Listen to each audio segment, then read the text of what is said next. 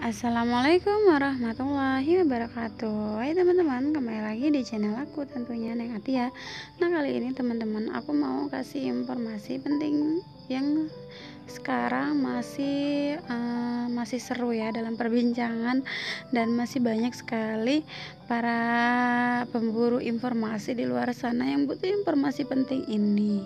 Nah, kali ini aku mau ngasih informasi tentang BLT atau insentif Rp600.000 dari pemerintah.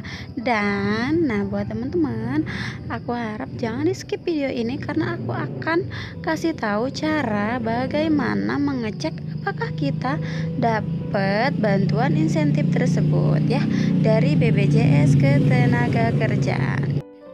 Yang belum subscribe, silahkan subscribe dulu video ini, dan yang sudah subscribe terima kasih. Jangan lupa untuk di share videonya agar teman-teman di luar sana juga tahu informasi yang teman-teman tahu ya, ke semua sosial media yang teman-teman punya. Oke, sekarang kita langsung saja ke informasinya. Check it out.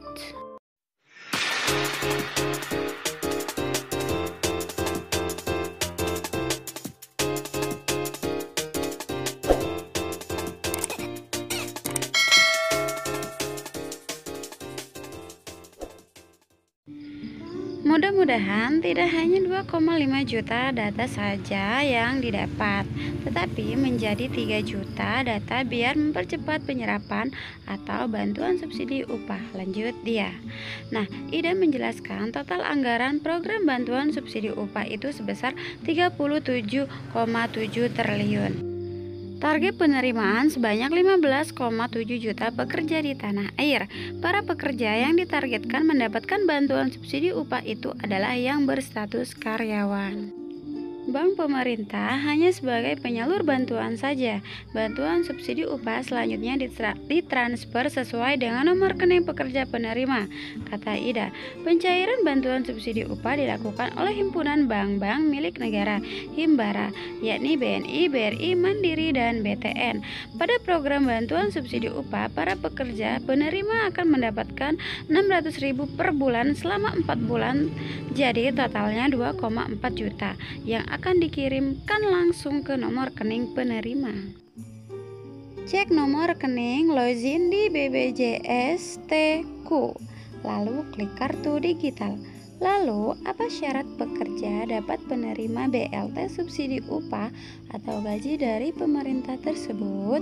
Berdasarkan Peraturan Menteri Ketenagakerjaan Nomor 14 Tahun 2020, ada 7 kriteria, meliputi: A. Warga negara Indonesia yang dibuktikan dengan nomor induk kependudukan.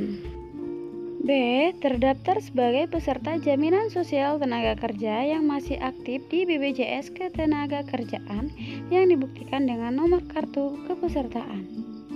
C. Peserta yang membayar iuran dengan besaran iuran yang dihitung berdasarkan upah di bawah 5 juta sesuai upah yang dilaporkan kepada BPJS Ketenagakerjaan.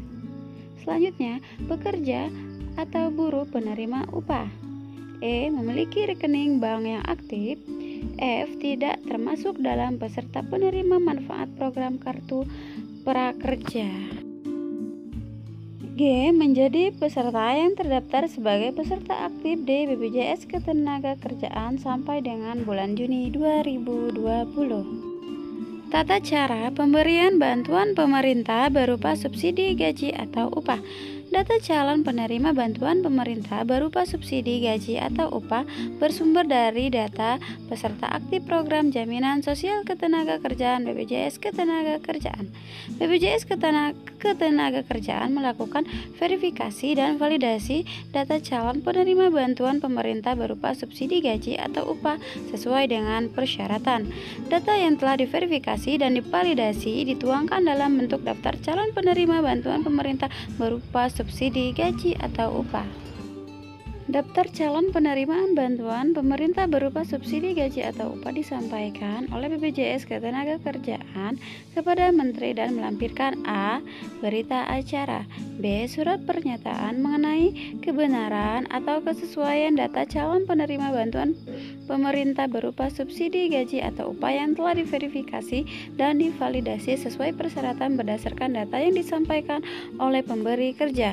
KPA menetapkan penerimaan bantuan pemerintah berupa subsidi gaji atau upah berdasarkan daftar calon penerima bantuan pemerintah.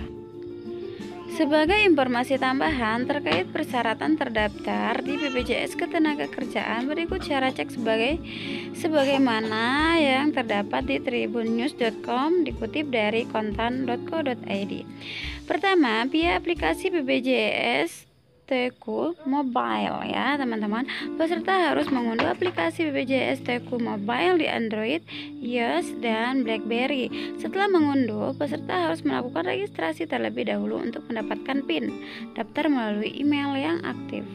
Syarat registrasi di aplikasi BPJS Teku Mobile antara lain nomor KTP ada di kartu BPJS Ketenagakerjaan, NIK, EKTP, dan tanggal lahir dan nama.